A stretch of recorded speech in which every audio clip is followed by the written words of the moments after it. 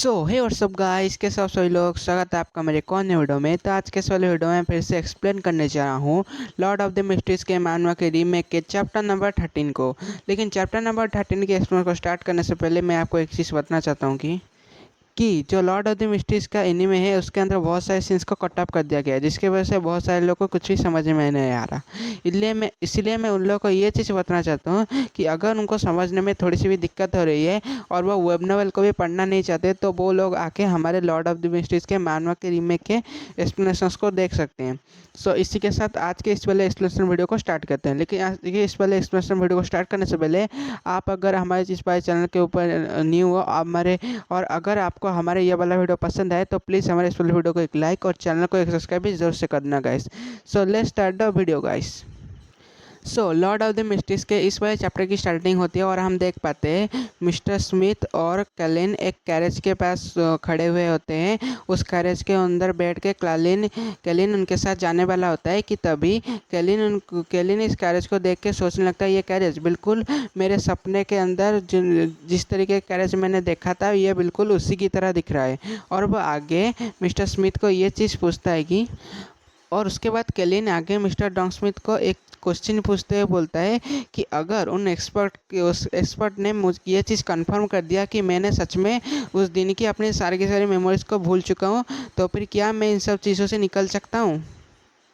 और कैलिन के इस सवाल के साथ ही हम देख पाते हैं वो घोड़ा गाड़ी के ऊपर बैठ चुके होते हैं और घोड़ा गाड़ी अभी चल रही होती है। और डॉन स्मिथ आगे कैलिन के इस सवाल का जवाब देते हुए बोलते हैं कि, और डॉन स्मिथ आके कैलिन की ये बात सुन के बोलने लगते हैं कि हाँ क्यों नहीं, अगर हमें ये चीज़ एक बार कंफर्म कर ली कि तुम्हारे ऊपर कोई भी इविल स्पिरिट का कर्ज नहीं है या फिर तुम झूठ नहीं बोल रहे हो, तो फिर हम लोग कोई और रास्ता निकल देंगे इस नोटबुक को ढूंढने की।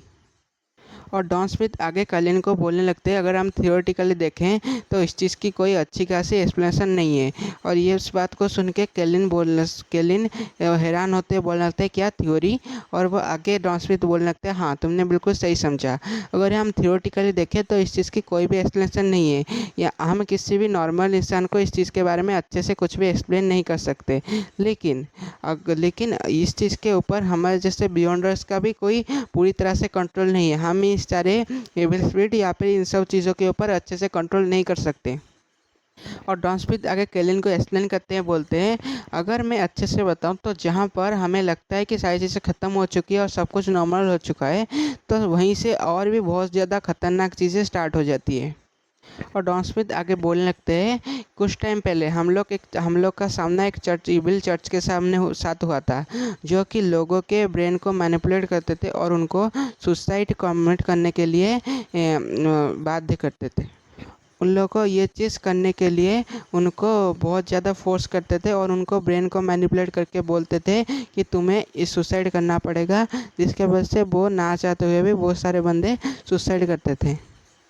लेकिन एक दिन एक इंसान जो कि उनके इस मैनिपुलेशन से निकल गया और निकलने के बाद सीक्रेटली जाके पुलिस को इन सारी चीज़ों के बारे में सब कुछ बता दिया। और डॉन स्मिथ आगे बोलने लगते हैं कि जब हम लोग उस कल्ट के पास पहुंचे तब हम लोग को ये चीज़ पता चली कि उस कल्ट के पास कोई भी बियॉन्डर नहीं था, यहाँ तक कि जिस डीएटी को वो कल्ट पूजा करते थे वो डीएटी भी सिर्फ उनके लीडर ने एक फिक्शनली बनाया था अपने पैसे के दम से। और डॉन स्मिथ आगे कैलिन को बोलने लगते हैं और हम लोगों ने इस मामले को संभालने के लिए अपने मेंबर्स की यूज़ की, और मेंबर्स के यूज़ करने के बाद हमें ये चीज़ पता चली कि ऐसा कोई भी डीएटी नहीं थी जिसको कि वो पूजा करते थे। असल में ये कुछ नहीं था, जो वो सिर्फ वो लीडर था जो कि पागल हो चुका था, उसके साइकोलॉजी इशू के वजह से वो इस तरीके की अजीब अजीब सी चीज़ें करता था और हमने इस चीज़ को अच्छे से हैंडल कर लिया। और डॉन स्मिथ आगे बोलने लगते हैं और इसी साल हम लोग एक ऐसे इंसान से मिले जिसके के पास काफ़ी ज़्यादा अच्छे खासे पैसे थे और वो काफ़ी ज़्यादा अमीर था। उसके पास एक लविंग वाइफ भी थी और इसी के साथ उसके पास एक काफ़ी ज़्यादा अच्छा बेटा भी था, लेकिन फिर भी उसने अपने ही जगह के ऊपर सुसाइड अटेम्प्ट किया और मौत के पास चला गया। और आगे वो घोड़ा गाड़ी चलाने वाला बंदा मिस्टर स्मिथ को बोलने लगता है मिस्टर स्मिथ हम लोग ऑलरेडी उन एक्सपर्ट के घर के पास पहुंच चुके हैं। और आगे डॉन स्मिथ जब उनके घर के दरवाजे के पास पहुंच जाते हैं, वो केलिन को बताने लगते हैं ये जो एक्सपर्ट है ये हमारे पूरे के पूरे सिटी की सबसे ज़्यादा बड़ी स्पिरिट मीडियम है। और केलिन इस बात को सुन के उनको पूछने लगता है तो फिर क्या यही उनका एक्चुअल टाइटल है। तो वो आगे वो डॉन स्मिथ बोलने लगता है नहीं, वो एक पूरी तरह से ट्रू स्पिरिट मीडियम है। और हम देख पाते हैं उनके पास वो लोग पहुंच जाते हैं और हम देख पाते हैं वो और कोई नहीं बल्कि एक काफ़ी ज़्यादा ब्यूटीफुल और यंग ह्यूमन होते हैं। और वो बोलने लगती है वेलकम वेलकम यंग मैंस। और आगे मिस्टर स्मिथ उसको उसके नाम से बुलाते हुए बोलने लगते हैं डेली। क्या सारी की सारी प्रिपरेशन हो चुकी है और हमें यह चीज़ पता चलती है कि इनका नाम डेली है।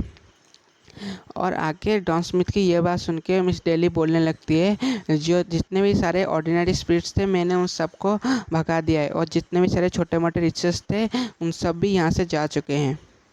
और आगे मिस डेली कैलिन की तरफ अपना हाथ करते हुए बोलने लगते हैं प्लीज़ प्लीज़ सर यहाँ पर बैठ जाइए, आप मेरे एनिमी नहीं हैं इसलिए मैं आपके ऊपर ज़्यादा हर्ष नहीं होने वाली।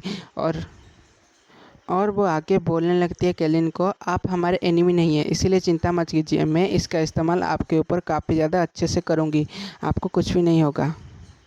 और आगे वो उस पोशन में से कुछ ड्रॉप्स नीचे गिराते हुए बोलने लगती है कि ये जो फ्लावर्स की स्मेल है वो काफ़ी ज़्यादा अच्छी है। और वो एक डेविएशन का मंत्र पढ़ते हुए बोलने लगती है और कुछ ऐसी चीज़ें बोलती है और उसके बाद वो उस एक रिचुअल परफॉर्म करने लग जाती है।